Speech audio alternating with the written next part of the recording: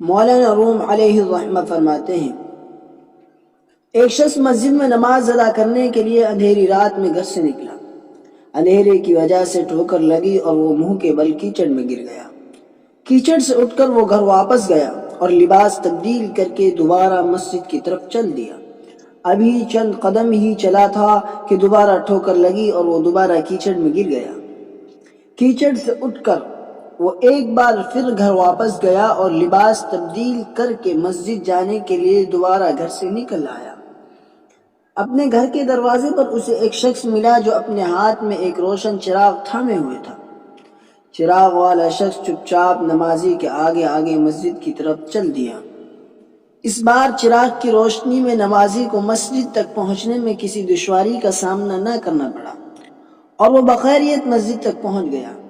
مسجد کے دروازے پر پہنچ کر چراغ والا شخص رک گیا۔ نمازی اسے وہیں چھوڑ کر مسجد میں داخل ہو گیا اور نماز ادا کرنے لگا۔ نماز سے فارغ ہو کر وہ مسجد سے باہر آیا تو اس نے دیکھا چراغ والا شخص اس کا منتظر ہے تاکہ اسے دوبارہ چراغ کی روشنی میں گھر تک چھوڑ آئے۔ جب نمازی گھر پہنچ گیا تو نمازی نے اس اجنبی سے پوچھا، آپ کون ہیں؟ اجنبی بولا، سچ بتاؤں تو میں ابلیس ہوں۔ نمازی کی حیرت کی انتہا نہ رہی۔ اس نے پوچھا، تجھے تو میری نماز رہ جانے پر خوش ہونا چاہیے تھا، پھر تو چراغ کی روشنی میں مجھے مسجد تک کیوں لے آیا؟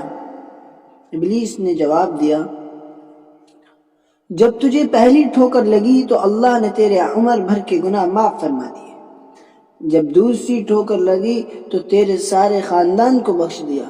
مجھے فکر ہوئی کہ اب اگر تو ٹھوکر کھا کر گرا تو کہیں اللہ تیرے سارے گاؤں کی مغفرت نہ فرما دے، اس لیے چراغ لے کر آیا ہوں کہ تو بغیر گرے مسجد تک پہنچ